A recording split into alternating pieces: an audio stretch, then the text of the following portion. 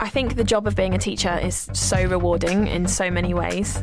The connection between you and the whole class, that's still unbeatable. When my pupils are successful, it feels incredible. I think the greatest thing for me is seeing the pupils that I teach love the subject as much as I do. I don't think there's any other job where you get the same satisfaction. That's why I chose to teach. You could get £26,000 tax-free to train. Search, apply to teach. Selected subjects only, subject to eligibility. For the first time in 13 years, the co-hosts of Gamertag Radio are going to have the first live recording in front of an audience during Podfest 2018. This live recording event is free to attend February 9th, 2018 from 6 to 7 p.m. It's going to take place at Podfest Multimedia Expo 2018 in Orlando, Florida. See Paris, Pete, and Danny live at Podfest 2018. For more information, head over to gamertagradio.com or podfest.us. Ladies and gentlemen. Ladies and gentlemen. Podcasting since 2005. You're listening to Gamertag Radio. With your host, podcaster Hall of Famer Danny Pena, the always opinionated Paris Lilly, and from outside of the norm, Peter Toledo. This is Gamertag Radio. Here we go.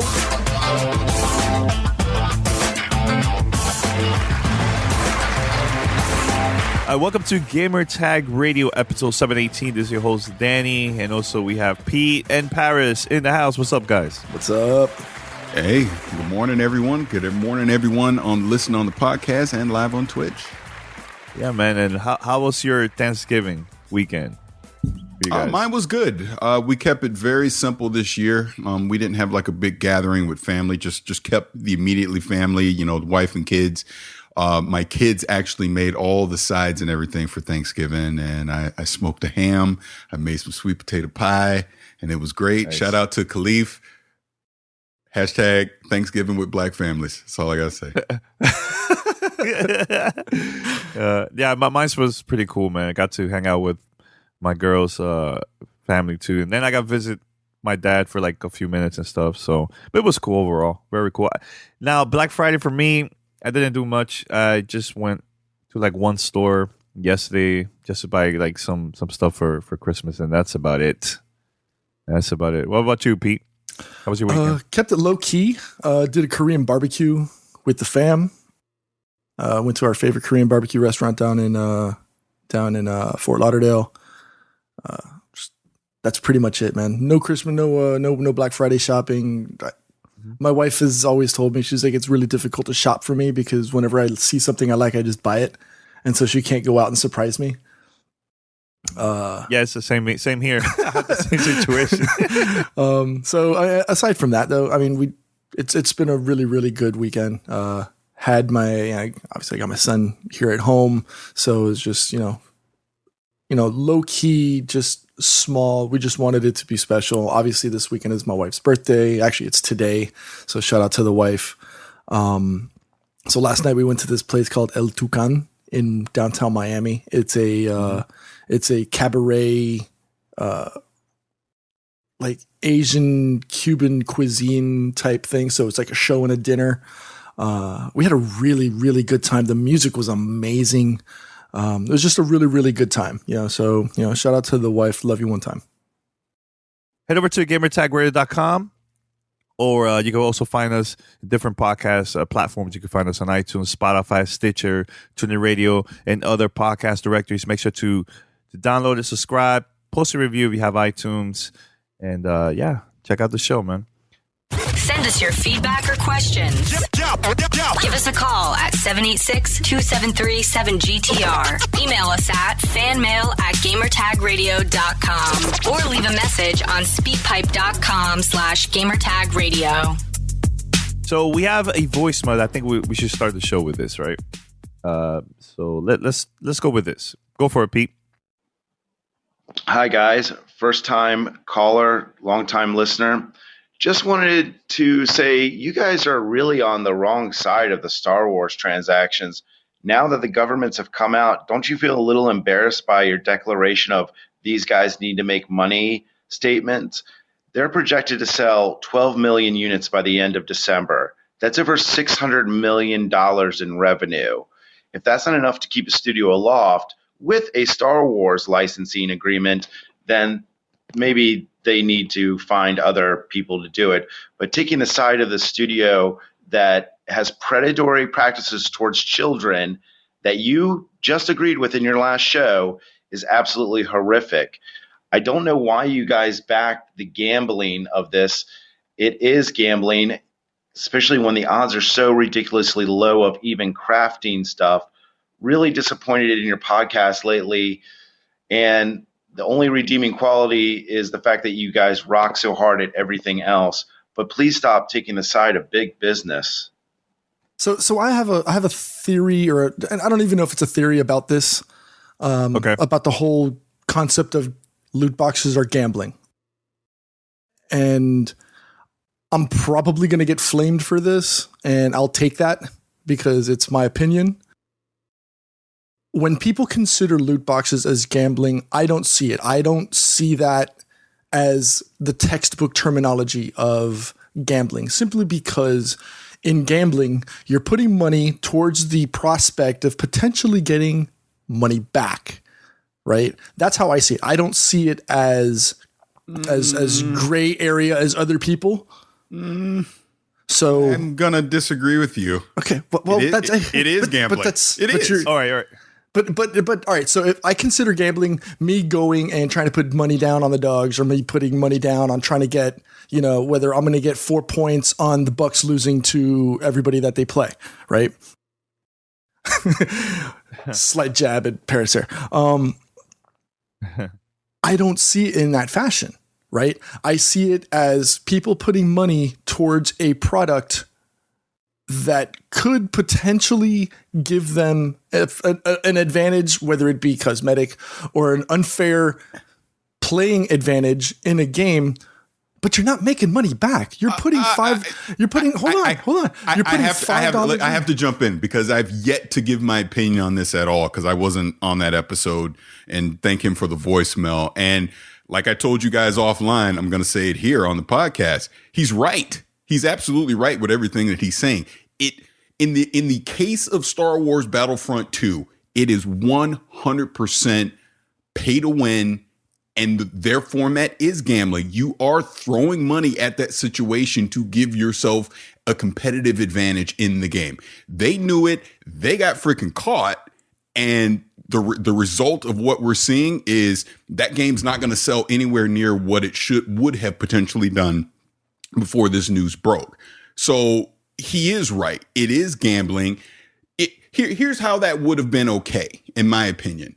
If it was a free game, if it was free, and then you, like Warframe as an example, just randomly, then you can pay money, do whatever advantage you want. But my $60, if I don't pay additional money, I am at a disadvantage to another person that does throw money at it, and they're going to actually win these competitive matches that we're doing in multiplayer. And like your actual definition of, you are throwing money at something that could potentially give you an advantage. Yeah, it's not money, but it's a competitive advantage. So yeah, it is gambling. And shame on EA and shame on Disney and Lucasfilm and all that for doing this and trying to deceive us. And look, I know we'll get to Bungie and all that later, so I might sound hypocritical later, but in this scenario, and we'll get to that later.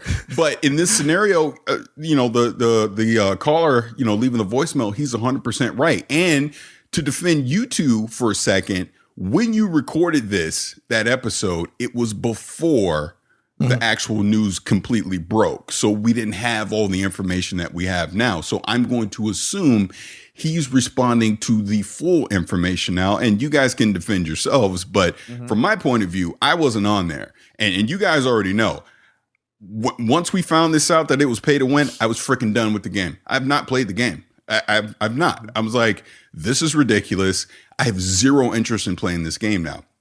I tweeted it out. You can look at the timeline and all that. EA got caught, and shame on them. Bottom line, don't try and get my money up front and then try to build things in to make me pay more, because I am not a loot box microtransaction guy. I flat out refuse to pay that stuff. So basically what EA told me is, I'm not going to be able to enjoy your game unless I give you more money while I play the game. So I was out right then and there. Here's the thing. I've never, and I know Pete, we were like on the same page with this. We have never said that this is a great thing, that we love microtransactions. We never said that. We were more explaining on why companies are doing this.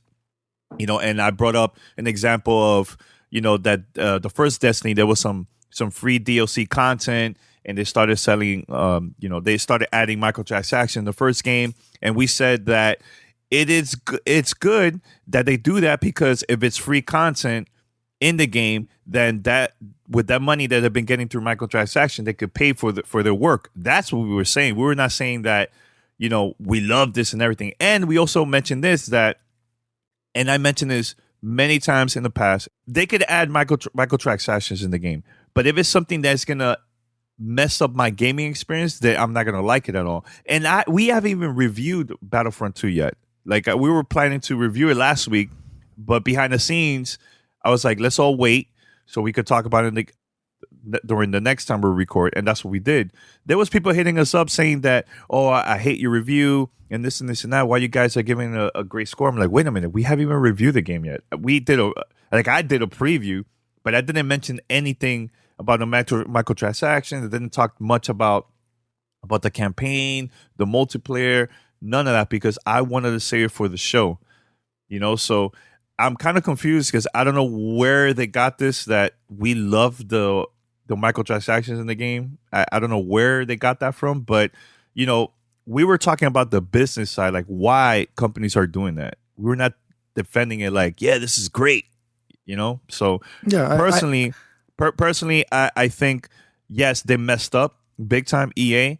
And yeah, to me personally, I don't like the multiplayer part of the game. I really don't like it. I've been playing the single player campaign, which I'm going to talk about a little bit later, but they kind of killed it. And of course, everybody's going after EA, but Disney's involved, LucasArts is involved, and I think there was a leak a couple days ago where they were saying that originally EA wanted to do it kind of like Overwatch style, that type when it comes to like loot boxes and all that stuff. And supposedly, I don't know if this is true now because this is a leak, but supposedly Lucas says, nope, remove that. We want it this way. And the reason, in my opinion, is because, Star Wars is a big franchise. Companies probably definitely want to get more money, take advantage. Like, hey, you want Luke Skywalker, you have to do this. And it's just, I think the way how they did it is just completely trash, in my opinion. I just don't like it at all, man, So I know I went to the event. I was there for 2 days playing it, and there was some things that we didn't get to see at the event. We found out after the game came out, and the thing is, it looks bad on the people that were in the event. We have all these videos and content, and then everybody's going to think, oh, you guys got invited, so no wonder you guys are kissing ass and all that stuff, but they don't know behind the scenes how it is, you know what I'm saying? So it's very frustrating when people are just coming up with stuff saying that we love some and that we never even mentioned that on the show. You know what I'm saying? So, but go ahead, Pete. Right. No, I think that's part of the confusion. If we go back and listen to the tape, I don't think any of us said, we agree with what EA did with regards to microtransactions on Battlefront 2. It was more of an explanation as to what those microtransactions cover, and just trying to bring the business aspect of it while not trying to say we support it, right? We're just trying to give a further explanation because some people may not understand or know what those microtransactions provide in the form of stimulus or revenue for the organization. And like Parrish said, it wasn't until, a day or two later that all of this exploded on the internet, saying, with regards to, EA taking the nosedive essentially on this, Disney allegedly calling EA, hours before they brought the news that they were going to pull microtransactions in general out of the title. Was there ever any confirmation that actually happened, or is that still all, was that ever confirmed? I don't recall ever seeing it. It happened. Yeah. It happened. They announced it. They posted a blog about it. Okay. No, but I'm saying it's temporary. Hold on. I'm saying in regards to the Disney call hours prior to the announcement being the impetus for them pulling it. Is that rumor? Okay. Yeah, that's all rumor. That's what I was trying to get at, because God forbid, something happened to their most valuable franchise at this point, right? It's the last thing they want to do. I'm still kind of iffy about Battlefront 2. I mean, we all know that it's essentially it feels to me, and I won't say we all because, everybody has their own opinions, but for me, it feels like Battlefield 1 with essentially a Star Wars skin on top of it. I know it's not as simple as that, so I don't want to poo-poo on the work that developers do around the world. They do an amazing job, and it's not an easy job, so I can't even pretend to say it's just slapping a skin on it. But for me, that's how it feels. It feels like Battlefield 1 set in Star Wars. So essentially, that's probably an easier, more politically correct way of saying it. I don't agree with the way it was implemented. I don't have an issue with microtransactions in general. Obviously, because I've said it in shows before, I have been the guy that has thrown the wallet at games on occasion, so I'm not going to try to backpedal or moonwalk my way out of that. I've done it in the past. I just don't like the way that they structured it or put it into Battlefront 2. Could it have been done better? Probably. Could it have probably not as nosedived as hard as a result? Possibly, if they would have done it better, but I think we can all agree the way they did it, or the way they put it across, was poorly judged or poorly done. So, but here's a question though, Pete, and for you, Paris too. That the media is posting all this stuff about Battlefront 2, microtransactions, everything. But where are the articles of people that have games that has microtransactions that they've never put in money into buying those stuff in the game? We never see those. We never ever see articles like that. But it's a lot easier to post negative coverage on any game, not only Battlefront, but also like, let's say, Bungie a few days ago and all that stuff, right? It's easy to post that, but they will never post anything on where are the gamers that has never purchased any microtransactions in the game, and they're still having a great experience. We never seen that, because negative coverage. But in this instance, though, that's irrelevant. This was a structured pay-to-win format. They purposely deceived gamers to you spend your $60, and the only way that you're going to get an actual advantage and get the Darth Vaders and the Luke Skywalkers of the world is you got to pay more money, or we're going to put a ridiculously long gameplay gate in front of it where you got to play hours upon hours to even have a chance to get that. Whereas you can take the quick shortcut, throw money at it, and you're going to have it right away. That's why you're seeing these kind of articles. You're not going to see articles about things like Warframe and all that, where people don't have to throw money at something and they still have an enjoyable time, because no one cares about that. That's why. Because in other words, the game is working as intended. It's when things don't work as intended is when people are going to be up in arms with torches and pitchforks, and they're going to start screaming on social media. That's why you're seeing that. Yeah. No, but don't get me wrong. I agree that this is a pay-to-win process, but I follow a couple of journalists and a couple of people that have the game. They were not at the event at all, and they've been playing for 20 hours or so. And they were like, "Look, I haven't purchased anything. I still unlocked a bunch of stuff. They're happy with it. Me personally, I'm not a fan of the multiplayer, but why we're not even talking about that side too? Because we don't. But you know why, Danny? You know why, Danny? Yeah. Because EA got freaking caught. No one wants to hear about the couple journalists that says, "Hey, I had a great time with it," when the company themselves have admitted they made it pay to win from the start, and they deceived people. Because, sorry, that is not what Star Wars Battlefront should be. You should not be giving me a game that I have to throw more money at it to succeed. That's why you're not going to. No one wants to hear from Ben Couture or whoever the heck was saying that online. That had a good time about. I'm just as an example. But my point is, no one cares about that, because the company has admitted they effed up. That's why. No one wants to hear from that journalist that says, well, I'm having a good time. I don't understand what it is. Go talk to those hardcore multiplayer people that want to unlock Rey and Darth Maul and Vader and all that. And you've just told them, unless you spend more money, it's going to take you 80 hours to be able to get that character. Come on. That's extreme.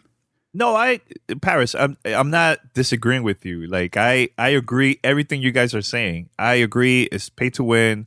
I'm not a fan of the progression. Like, I get that. I totally get that. The thing what I'm saying is sometimes I feel like the media takes advantage of that stuff too, because that's the other side too, Paris, of clickbait and all that stuff too. But see, I'm just going to flat out disagree with you on that. In this instance, it's warranted. This isn't clickbait. This isn't trying to stir up controversy. This is 100% fact. EA and Disney got caught with a pay-to-win model in Star Wars Battlefront 2. Period. Again, I agree with you. I'm probably not going to say anything because you guys are not going to understand what I'm trying to say. I'm just saying that I can see from that point of view too, Paris. Like, I totally don't agree with Disney and EA has been doing. Like, I'm not a fan of that at all. But I also feel that the media is just not really talking about the other side. And I would like to know more about like Warframe and other like Ghost Recon, Wildlands. They have cosmetics in there. Destiny 2 has cosmetics, microtransactions, and all that stuff. It's not pay to win, of course, it's not. But I also want to see from the other side of people that have never purchased these things too. I want to learn like are they playing so many hours? Like what is it? Like, I play a lot of mobile games sometimes. Like lately I've been playing, Word with Friends. I Part 2 just came out, I think like a month ago. So I don't know. So I've been playing that a lot. I've never purchased anything, and I'm still having fun. I'm having fun playing with my cousins, playing with my friends. But I just don't see the media talk about that side too. I would love to see that, because I feel like by media doing that, it will help the gamers understand the business a little bit more too. Now, did EA did it the right way? No, I think that they completely effed up the whole game by doing that, adding pay to win. But also, there's the other side too that. There's other companies that are doing it. They're doing it right. Look at Overwatch. They're adding content all the time. They did a great job with that game. It has microtransactions. Let's learn about that side of the business. Like, why are they doing that? That's what I'm trying to say, Paris. Not just focus on these guys are the devil. They're adding this and that's it. We got to learn from the other side of the business too, man. That's what I'm trying to say. Yeah, I think the baseline is if you're going to pay for the game, let's say $30 in the case of PUBG, $40 in the case of Overwatch, etc. If you're going to put $60, if you're on PC, it's 40. So now, but when it first launched, it was $59.99 on console. On PC, it was $39.99. Oh, okay. So yeah, it was that's what it was. To get back in the train of thought, if you're going to do that, then only provide DLC that's not going to impact the gameplay itself, be it a cosmetic fact only, right? If you've got, so I'm questioning, my curiosity then says, okay, well, if you've got like a game of like League of Legends, right? Free to jump in whenever you want. It's only, the only DLC in there is cosmetic skins only. Should that be the line then? If it's free, you can get DLC, or you can get microtransactions and it's only cosmetic. But if you're going to be in a paid game, you shouldn't have anything that impacts the game. Like, is that the magic line, or is that the line that makes people happy? Don't put anything in there that's going to impact gamers unless you're going to put a broad stamp on it, like the Surgeon General's warning, like on top of it saying this game has, this game has microtransactions that could affect, the impact of the game. All right, so let's go with the review because I think we talked about this for a very long time. All right, so I'm going to talk about Star Wars Battlefront 2 because I went to the event. I've been playing for a while, and I've been talking to P and Paris behind the scenes about the game overall.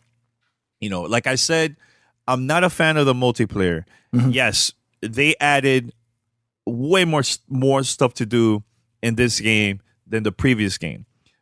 Pete, I have to disagree with you that this is a clone of Battlefront, the first Battlefront. I feel like it plays differently, and compared to the first one, like I feel you would die a lot quicker. I didn't like the multiplayer on that game either. There was no single player on that game. This one has it. Now, let me go first with the single player campaign. You play the characters Aiden Versio, I think. I can't remember her last name. Yes, But anyways, Versio. that's the one.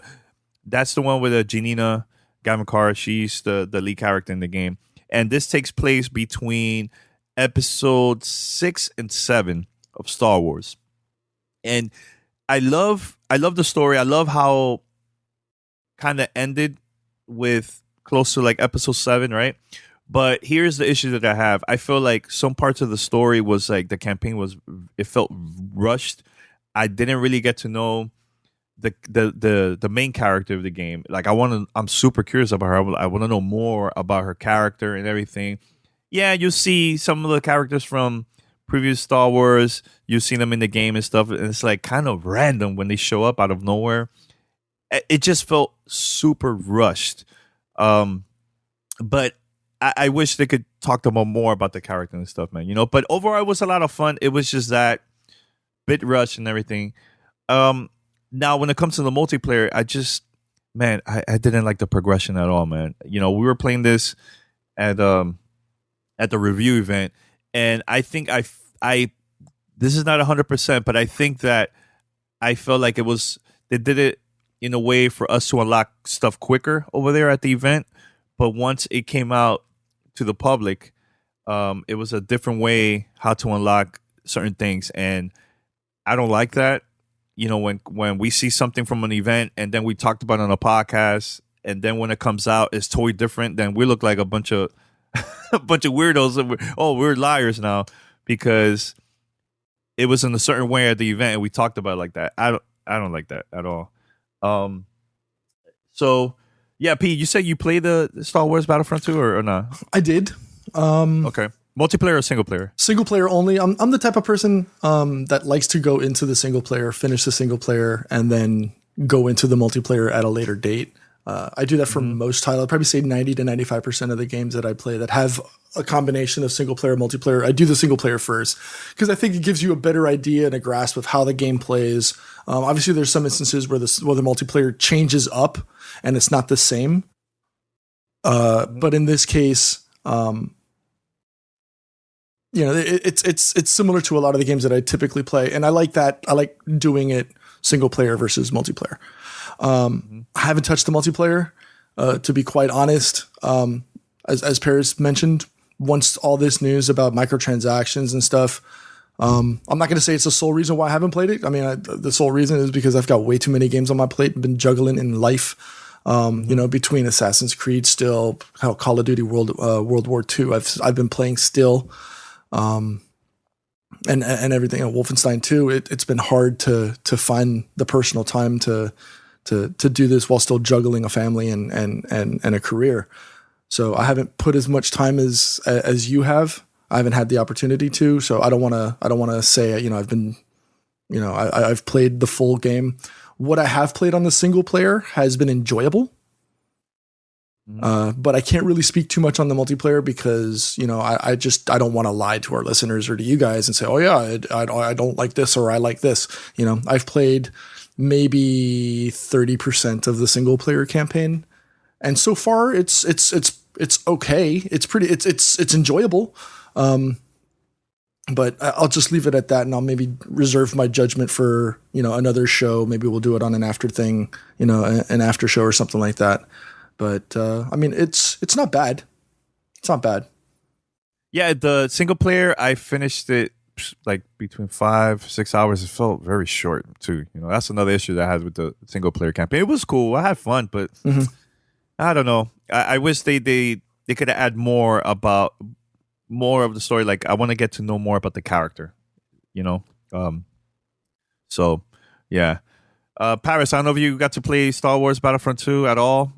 If you want to say anything before we move on, but I mean, I played a little bit of the campaign, a few hours, and like I said, honestly, just real talk. Once this news came out, I put it down. I haven't picked it up since. I've watched Trey play it. He seems to just think it's okay, and just watching him. I mean, the campaign definitely has a Star Wars feel to it. Watching the multiplayer, I can tell it's not my cup of tea. Kind of what Pete alluded to earlier, and I know it's not as simple as this, but the best analogy I can do, it looks like a Battlefield reskin more than anything. And then you just throw in all the stuff with the microtransaction stuff. I'm like, I'll wait. I'll jump into this at a later date because there's just way too many other things trying to play right now anyways. But I mean, graphically, it looks fantastic. I played it. When I played it, I played a little bit on the PC, and then Trey's been playing on the PS4. Both versions look fantastic. And then obviously on the PC, playing it in 4K, maxed out. Fantastic looking game. I mean, graphically, obviously everything that DICE, everything they put out graphically is fantastic with their Frostbite engine. So, I mean, no complaints there. Gameplay wise, I mean, I'm going to have to pass because I've not given it enough time to give a valid opinion on it. Yeah, you know what? If I feel bad that these developers, they worked on this game so hard. And then, of course, the higher ups, of course, hey, add this, add that, in the game. And that's it. It kills it. Or like the whole hype about the game just killed it, So it's I think hopefully the next time they work on a Star Wars game, if that happens, I hope they learn from this, man. And the good thing that they're doing this now with the whole like people not liking the whole pay to win. It's good they're doing this now because a big game comes out next year. It's Anthem, and hopefully they don't. EA doesn't add that type of crap in the game and also ruins the whole thing, man. It just sucks. The whole situation just sucks, man. Yeah, and let me just say one thing on this. I don't know if you guys have addressed this already previously, but don't blame the developers. Don't blame the people that actually make the game at DICE, as an example, right? They're just doing their job. They're doing what they're being told from pay grades way above them to put this crap in the game. Yep. If it was strictly up to the development team, they're just going to make a kick-ass game. They're going to make the best game they possibly can. They want people to play it and have fun with it. But we have to go with the reality that this is a business and that these microtransaction things implemented the right way or poorly in this instance are just a part of business. They're going to happen in game development because the cost of making these AAA games are so high right now that you spending $60, they got to make it back somehow. I am of the opinion, do it cosmetic. Because now you're giving me the option. I will not drop a freaking dime on any of this stuff. But there are plenty of people out there that are more than happy to buy cosmetic items. And, the numbers just state it. You look at what Activision, as an example, they make billions of dollars a year just off of microtransactions. So there is a market out there for it. And I ain't mad at them. Do what you got to do. All I got to say is when I spend $60, I put the disc in, I play the game. As long as I'm having fun and I'm not feeling like I'm being forced to go buy something extra to continue that fun, unless it's, actual content DLC, then, that's a problem. I will tap out immediately on something like that and move on to something else. Again, CD Projekt Red had an amazing tweet, a few days ago. They were responding to a journalist site, I forget the exact name right now, talking about this whole microtransaction stuff. And I'm paraphrasing, but they basically said that with us, you don't have to worry about that with Cyberpunk 2077. We cut out all the BS. We leave the greed up to others. In other words, we're just going to give you a great game because that's what we do versus trying to nickel and dime you every step of the way with some microtransaction. So it's, again, don't blame the developers is what I'm trying to say is they're just doing their job. These are people in suits way up on the executive level that are saying, how can we maximize our return on investment? And that's where you come up with this nonsense for Battlefront 2. There are so many reasons why I got into teaching. One of the best things is the light bulb moment. When you see a pupil suddenly understand something, that's really, really special. Every child is so full of potential, and the thing that makes me proudest to be a teacher is seeing them realise what they are capable of. I don't think any other job can give you the same satisfaction. That's why I chose to teach. You could get £26,000 tax-free to train, search, apply to teach. Selected subjects only, subject to eligibility. At LV, our home insurance comes from the heart. It's not just about giving you a personal claims handler to take care of you all the way. It's about looking after you in other ways too. Like when you go direct to us, buy online and get a massive 25% discount. To see how much you could save with the Which Insurance Provider of the Year 2017, go direct to lv.com. Online discount for new customers only, excludes home emergency and home legal expenses. You're listening to Gamertag Radio.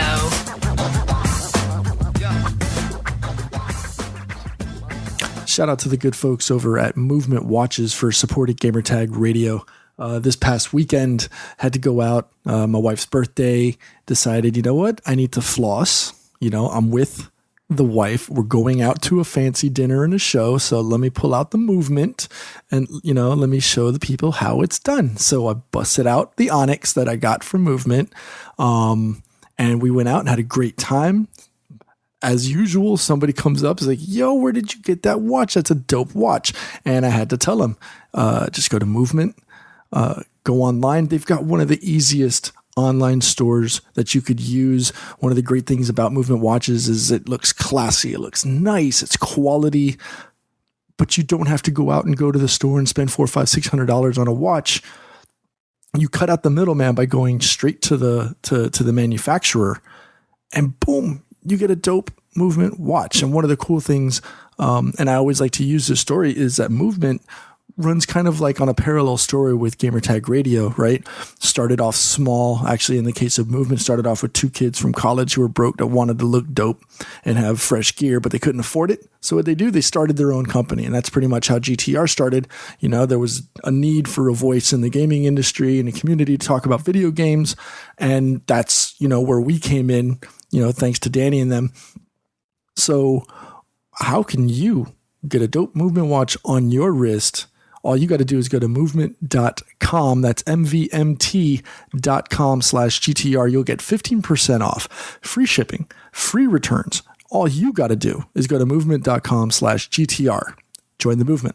Let's go with the next topic, Paris, because, you know, everybody's attacking you on Twitter now about the Destiny 2 stuff. Yeah. So for those that don't know, because, you know, I've been out, haven't been reading the news online and stuff, tell us how all this came about and then go from there. Okay, so even on that front, Bungie got caught too. There is a feature in Destiny 2 where they basically throttle XP after like once you get to level 20 in Destiny 2, XP starts to slow down, right? And then what happened is they have, like, if you're doing a public event versus doing like a raid or the Crucible or stuff like that, the XP is throttled depending on the type of event that you're doing. And basically what has been found out is that system isn't working as we thought it was, and they're just throttling XP overall. So the number that says, hey, I'm getting X amount of XP on the screen isn't what you're really getting. Excuse me. And after level 20, your XP is tied directly into you earning a Bright Engram. Bright Engram is what you get from Eververse, which is Destiny's version of microtransactions, because you can get all these different type of cosmetic items from them. And you can also get mods as well. So just to be clear on that. And that experience was slowed down. So people are pissed because it got found in the community. They've been talking about this on Reddit, you know, for the last couple, like the good week or so, with the Clarion Call thing. That's when people really started noticing that. And Clarion Call was Bungie's version, or Destiny 2's version, of double XP for a weekend, right? And Reddit was really talking about this a lot. It got picked up by a couple media sites. I know PC Gamer had an article about it. And then right after that, Bungie came out and go, well, we reviewed everything, and now we realize we made a mistake. We're turning off that feature altogether, and we're going to fix it in the future. People are pissed. And I get it. Trust me, 100% get why people are pissed. Because basically Bungie lied to us and they deceived us with this XP thing. I'm catching flack over it because I tweeted out that this never bothered me because, again, I don't care about the cosmetic items that I get from a Bright Engram. When I get one, I'm like, oh, cool, I'll get one, I'll turn it in. Whatever I get, I get. I'm not too concerned about it. I'm not chasing anything that Eververse sells, so to speak, right? And the way that it works in Destiny 2, you can't just directly buy an item. Again, this comes back to the whole gambling thing. You can buy Bright Engrams and then it's RNG on what you get from it, right? So you would literally have to keep throwing money at it until you get the item that you want from the Bright Engram. So people are upset about this because, again, there is a community that does care about cosmetic items, that do buy cosmetic items in Destiny. And like people have pointed out to me on Twitter, it's not so much the XP thing. Because again, it's not a competitive advantage that you get from this. It's not going to change the way that you play Destiny 2. It's the fact that Bungie was never public, that this system was in place in the first place. Allow myself to introduce myself. But I get it. I get why people are upset about it. And you are 100% valid in being upset about it. And again, I'm catching it on social media because I'm the Bungie shield with my sword and shield, and I'm defending the Bungie realm of Destiny 2 and that whole thing. Which, look, let's be clear, because I try to be very transparent. There is a bit of bias with me when it comes to Destiny 2 because I obviously have been very close with people at Bungie and obviously, got to review the game. They went to the studio, the whole thing. So there is bias there with me, and I acknowledge that. So my main thing on it don't have outrage. You 100% have outrage about it. The thing that I was trying to say on Twitter is, and this goes back to EA with DICE, this is just overall, like I was saying, don't blame the developer for this stuff. This is coming from a higher level to implement these type of things, right? Don't blame directly, Claude Jerome as an example. He's the developer over at Bungie. This wasn't his call. 100% guarantee it wasn't his call that this happened. But what Bungie does need to do, what Activision does need to do, and Luke Smith, obviously there's damage control going on. Luke Smith tweeted out at the next reveal event, which will be this Wednesday, Luke and Mark Noseworthy are going to talk about the quality of life changes. They're going to address the community feedback, the whole thing. You have to be transparent about this stuff. That's why people get mad. If we knew about this XP thing from the get-go, maybe some people are upset about it. Maybe some people aren't, but you knew about it from day one. And that's where Bungie and Activision failed on this. And that's where hopefully they get a lessons learned from this. The same with DICE and EA and all this with the other stuff. Take these lessons learned now. Fix this stuff. Talk to your community. Be more transparent, be it Deej or Cosmo or Urk or whoever you need to do over at that studio to have more of an open dialogue with the community, be it via Twitter or jumping on Reddit or do more of your weekly updates on your website, whatever the case may be. But this does look bad for Bungie. I 100% get it. Look, I like the game. I still play the game. I understand it, but this will turn people off from Destiny 2 because now it seems like you're trying to force us to go buy Bright Engrams because you're going to slow down the way that we earn Bright Engrams. So this is a problem for them, 100%. So I have a question with something that you said, and it's just more I want clarity on it. You said that there's an RNG factor with regards to Bright Engrams. How is that any different from Battlefront 2's microtransactions? Because you're not specifically going out and paying for a specific loot box. There's still an RNG factor there as well. So if you look at it from that perspective, it's the same practice. Why does Bungie seem to get a pass? Disagree. And Bungie doesn't get a pass, by the way. They're just as much as a fault as EA, in my opinion, when it comes to this. But it's different because what Battlefront's 2 model, it is pay to win. You will get a competitive advantage from those loot boxes. Whereas with Bright Engrams, they don't give you an advantage on anything. Do the mods not provide some kind of an advantage? I'm not saying it's going to get, I'm saying the level of advantage that it provides you is not going to be as steep as if you got something from Battlefront 2. But if you're playing Iron Banner, those mods make a difference, right? Nope. And that's part of the problem of what Bungie needs to fix with their quality of life, because the mods right now don't do jack crap. And that's a problem too. And again, I don't play it, so I haven't played it, in months. So I'm asking you because obviously you're the one we all go to for Destiny talk, right? So yeah, that's all I was asking. That's all I just need a clarification. No, but it's good that you did that, Pete, because I know how it is. People listen to the show and they will go after Paris again. I'm like, wait a minute, Paris, but you said this about Star Wars. Why are you not saying this about Bungie? Like, they will take it and flip it and say that, So I understand why you did that. No. And again, let's be clear on that. That's why I wanted to be upfront about it. There is a certain level of bias that comes from me. I get it because, I know people at that studio that make the game. I've had private conversations with them. So, yeah, there is a bias there with me. But at the same time, in this scenario, it's different, but it isn't different when it comes to the comparisons of Battlefront 2. The only reason that it's different is because it isn't a competitive advantage, but it is the same thing of they deceive their community by not being upfront about something. So for that, they need to take whatever penalty they're going to get from it, the same as EA is taking their penalty right now with Battlefront 2. And they will lose. Look, Bungie, Destiny 2 will lose people over this, 100%. No matter what Luke Smith comes out and says next or in a couple days here in Wednesday, it doesn't matter. People will be pissed about this. They will not pick up the game again, and they will move on to something else. And that's the other thing I was saying on Twitter. The way that you send a message to these studios is you hit them where it hurts. Their business model right in the wallet. Don't buy their DLC. Don't buy the game. Go play something else. There are a ton of games out there to play right now that are high quality, game of the year caliber, that you don't need to spend your time playing Battlefront 2 or Destiny 2 or any other game that you feel has slighted you in some way by trying to trick you into spending more money. If you feel that way, don't play it. Bottom line. That's all it really comes down to. But at the same time, don't fault someone that is okay with playing Battlefront 2 or is okay with playing Destiny 2 or whatever the game may be. Maybe they enjoy it. Maybe they're okay with it. It's their choice. Again, you vote with your wallet. It is your money that you spend. You decide how you do it. There is no right or wrong from a consumer standpoint when it comes to that stuff because it's your decision. You know what I mean? Our point on it is, look, we just give our opinion on what we think. So I've given my opinion. Danny's given his opinion. Pete's given his opinion. Right or wrong, it is still just our opinion.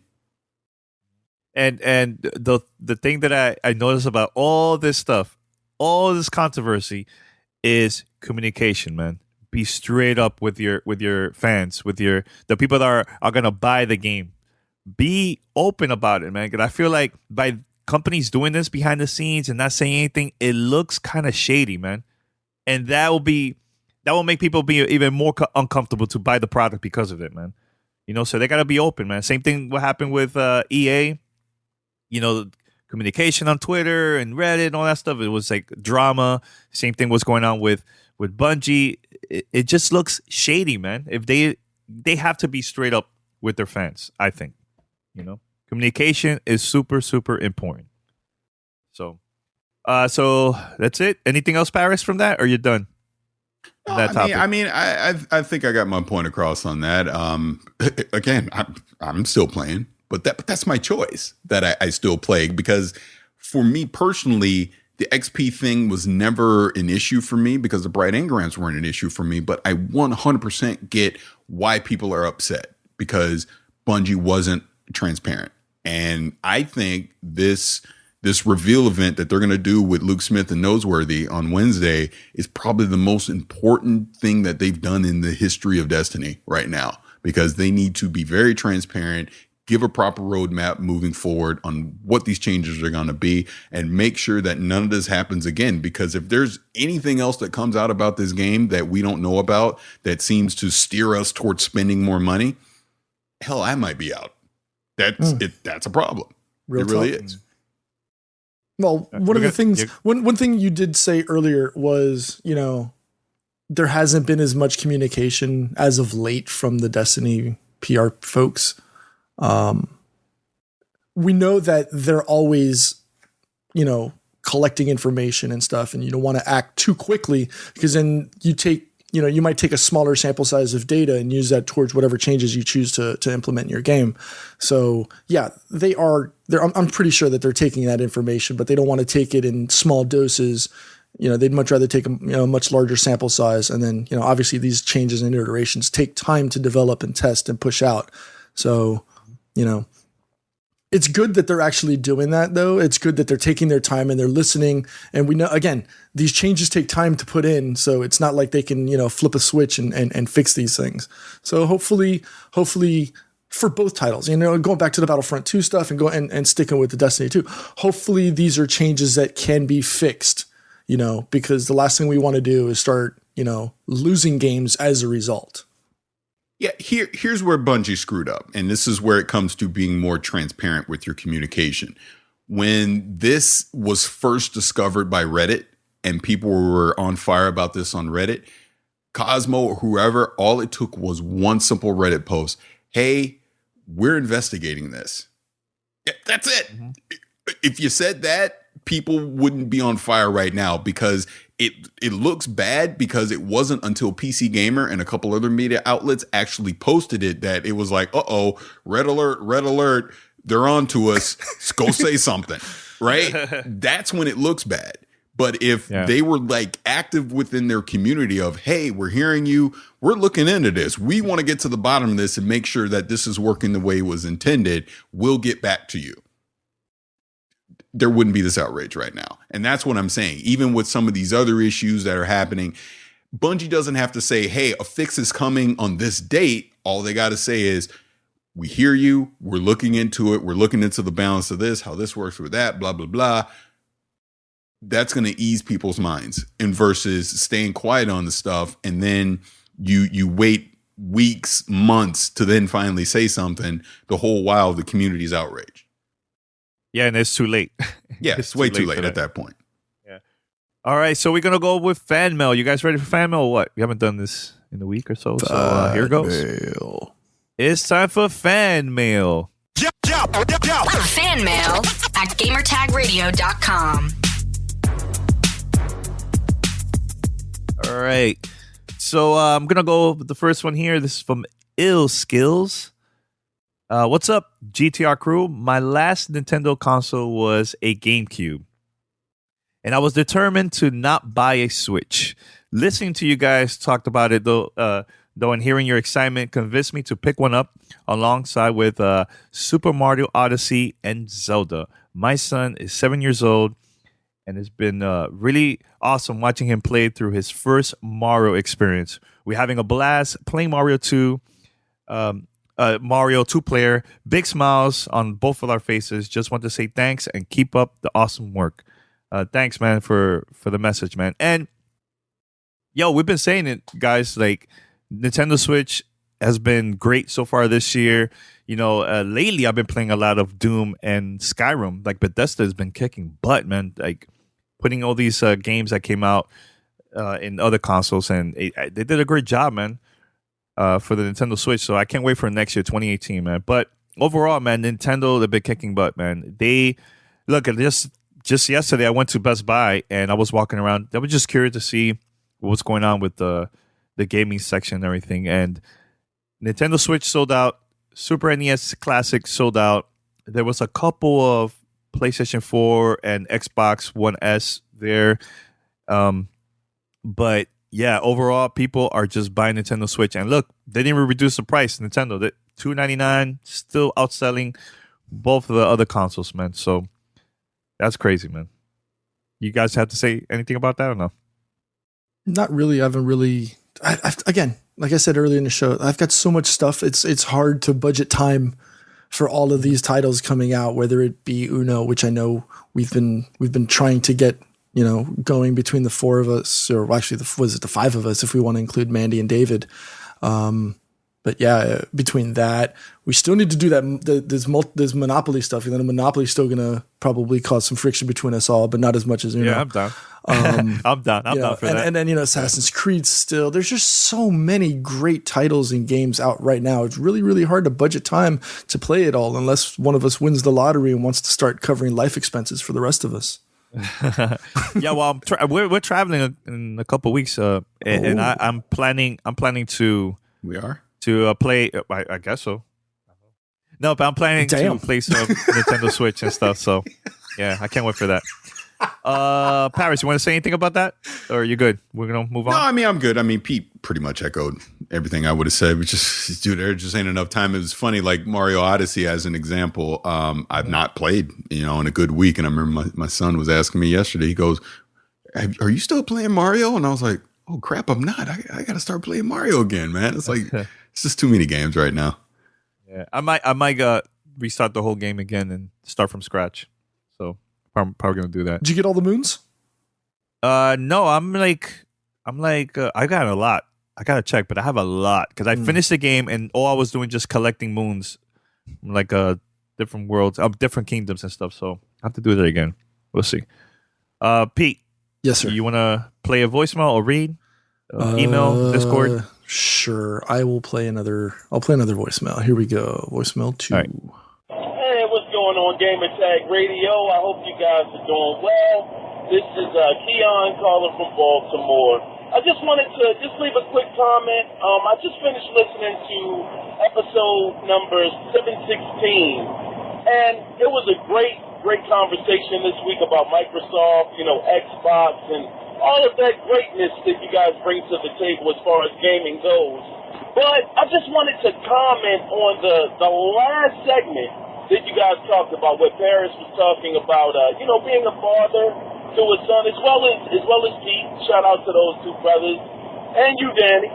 But you guys had actually made me remember, when I was growing up with my father, how Paris had said the children will remember those conversations. Now I'm 38. I'm a little older now, but I remember growing up with both my parents. My dad used to tell me to come outside, let's play catch, let's play some ball, and let's just talk to one another. And I was very reluctant to do it at the time. As a teenager, I wanted to go off and do my own thing. And he would, tell me, well, come on with me to the baseball game, let's watch the Orioles play. And I tell you, now that he's gone, and even before he passed away, you actually do reflect on that stuff. And thinking about those times, they were some of the absolute best times that I can remember having with my father. It was just a great bonding experience just because of him. I actually got into gaming. He used to love Pac-Man on the Atari 2600. So I just wanted to thank you guys for making me also remember some of those great times with my father. Not trying to get sappy or anything like that, but that's why I really appreciate what you guys do. So with that, you guys take care. Y'all have a good weekend when it comes. Bye-bye. And it's Keon again, as always, dude. I love the enthusiasm that he brings to the show. I mean, he's always supporting us each and every week. So, shout out to him. Thanks for the kind words, and we appreciate that. And big ups. Yep. You want to say anything, guys? Peter, Paris, about the conversation we had a couple of days ago about our dads? Why don't you say something? I'm not a parent. I'm not a parent. Apparently, you're not a parent. I mean, I basically already said, I've already really said everything I needed to say on the previous episode when we talked about this. But I appreciate him, getting something from that because, I mean, like I said, it is important. Your kids are a lot more perceptive than you may realize. They pick up on a lot of things and they're going to remember these things. And, like I said on the previous episode, it's very important to me because I didn't have this. Didn't have dad. Didn't. I don't have those memories. Like, I take my son to, the football games and, like we do all these things that I wish I would have been doing when I was a kid. And I feel like these are things that he'll remember. Like I said, the conversations that we just casually have these days about movies and comics and gaming and things like that. I didn't have that person to have those conversations with it. So it's very important to me and, hopefully he'll appreciate it. And like I said, it isn't just my son. I'm using him as an example, but it's all three of my kids. I have different conversations with all three of them. And, being an African-American male, raising three African-American children, unfortunately, I'm more of a unicorn in this current society than I am the norm. And not that I take a sense of pride with it, because like Chris Rock said, I'm supposed to be doing these things. It's not that I'm special or doing anything unique. It's what I'm supposed to do as a man and as a father and as a husband, is be interactive with my kids. But I do understand that there are a lot of people out there currently that don't do that. So I want to make sure that my kids aren't one of those kids that go, man, I really wish my dad was around more. I wish I would have done this with my dad. I did that. They're not going to be able to say that. If anything, they'll go, God, my dad's so annoying. He's always talking to me about this and doing that.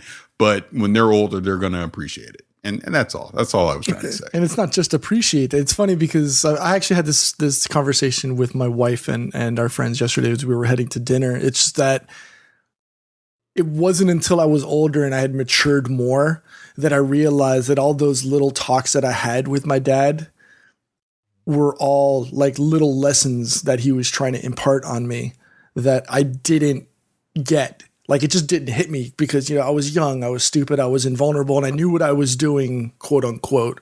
But it wasn't until I had my kids, I had, my house, I had my wife, that it was like, well, damn, old man was right all this time. He wasn't just yakety in my ear just to be a cadre old man.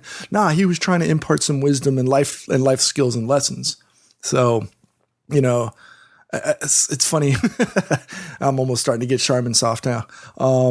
Shout out to the dads and the moms. I mean, there's no difference. Moms probably have it just twice as hard as we do because they've got their own things that they got to do. But shout out to the moms and the pops that are doing it, whether you're in a single family or you've got both of your parents, or hell, if you've got broken up families and you've got multiple moms and dads. Shout out to all of y'all doing the job that you should be, whether you're, born or your foster moms or foster dads, etc.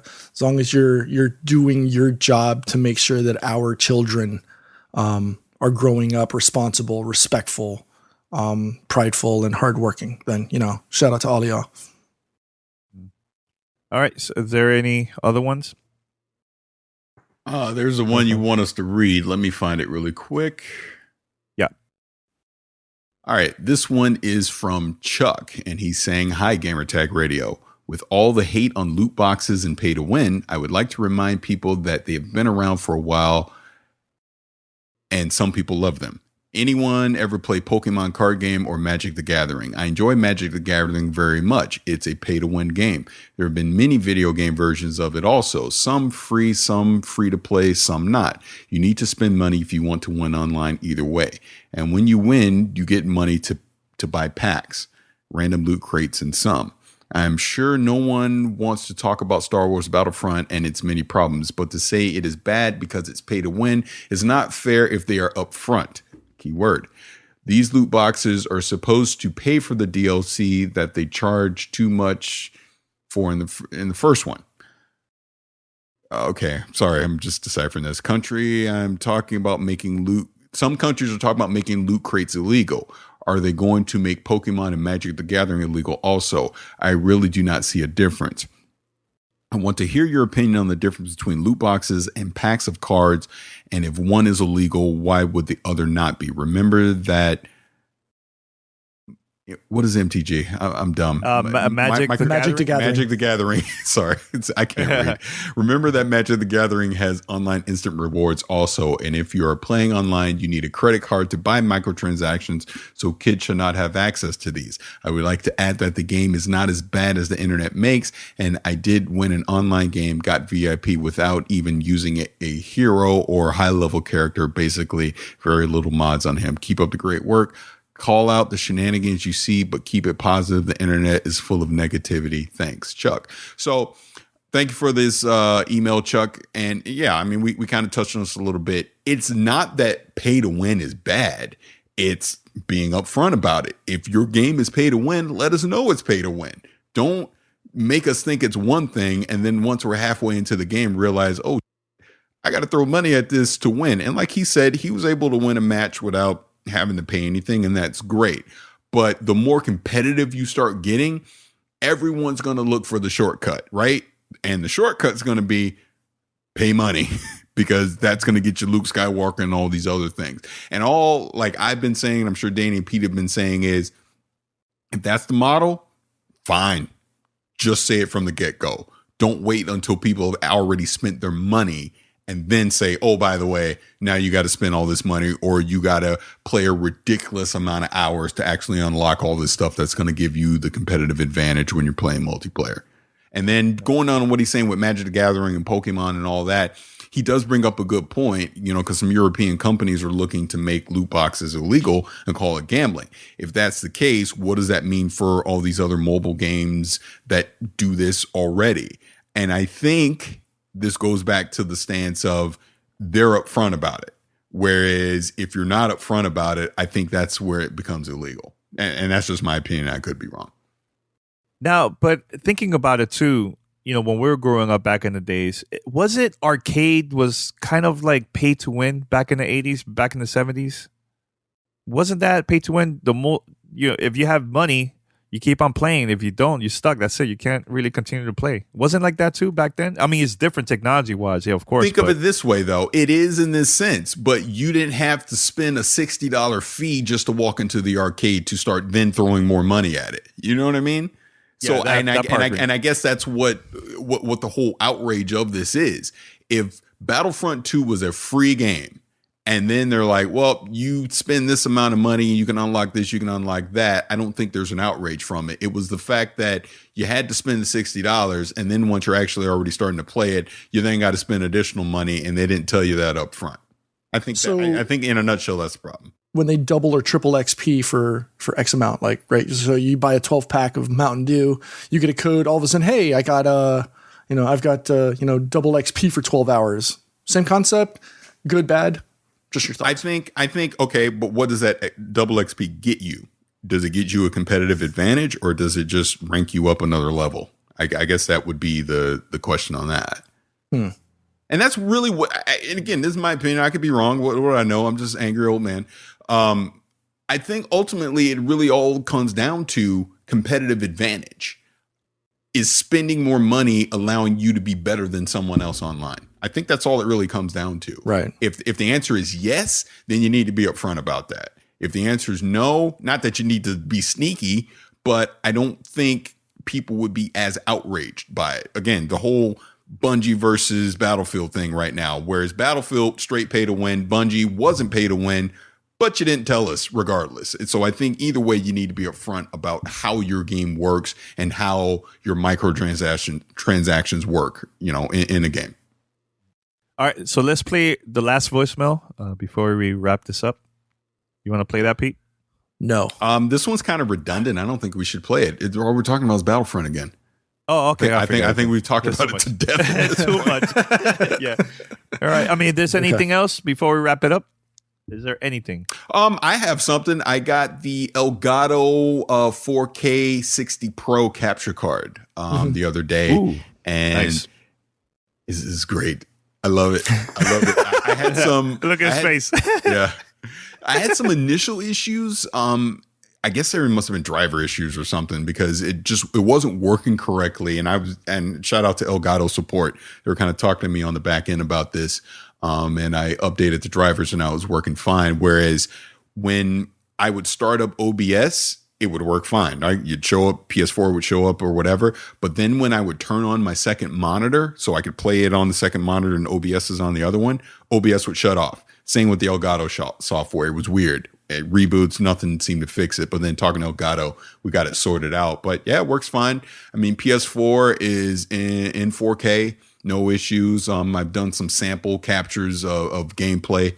All of it was seamless, worked fine. There was no lag or audio sync issues or anything, working as intended. So I'm excited about it because this is going to allow me to, start capturing some 4K content, from my consoles. And, I'll be posting that stuff on YouTube and all that good stuff. So I'm excited for it.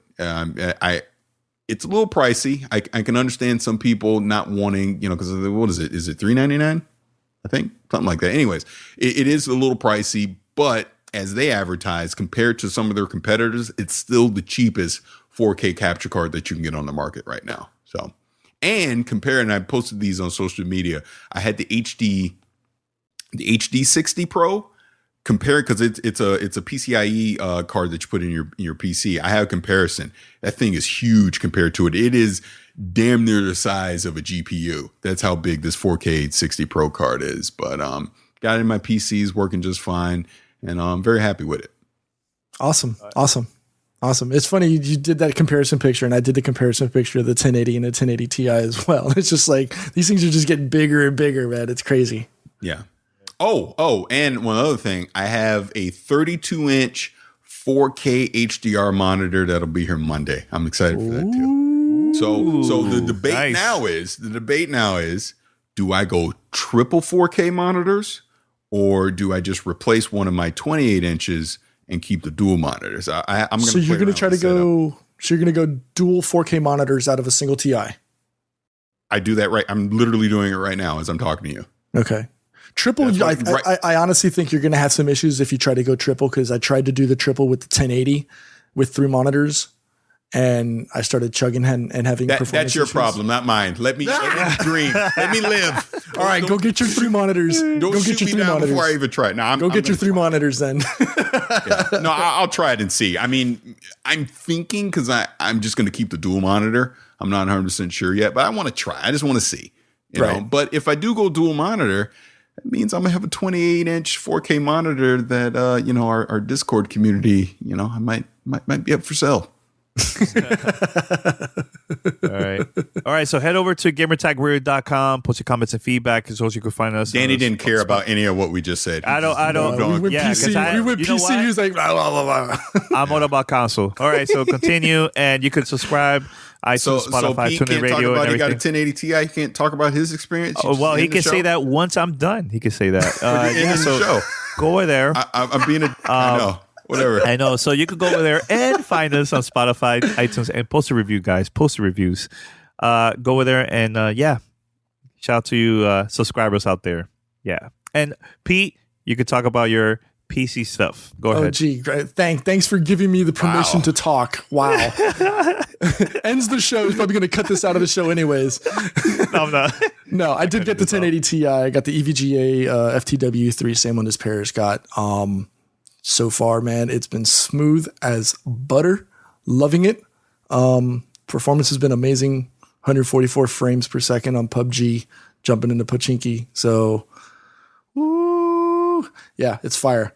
And then later this week, I'm going to be reviewing this right here. It's the Rocat. I want to pronounce it Kony. It's their new mouse. I've actually been using it for the last couple of weeks here at home. Nice. It's pretty damn good. This was my daily driver right here. This was the Razer Mamba Tournament Edition mouse. I've been using that for about a year and a half, and I got that from Razer about a year plus ago to review. And I thought that was the only mouse I was ever going to use.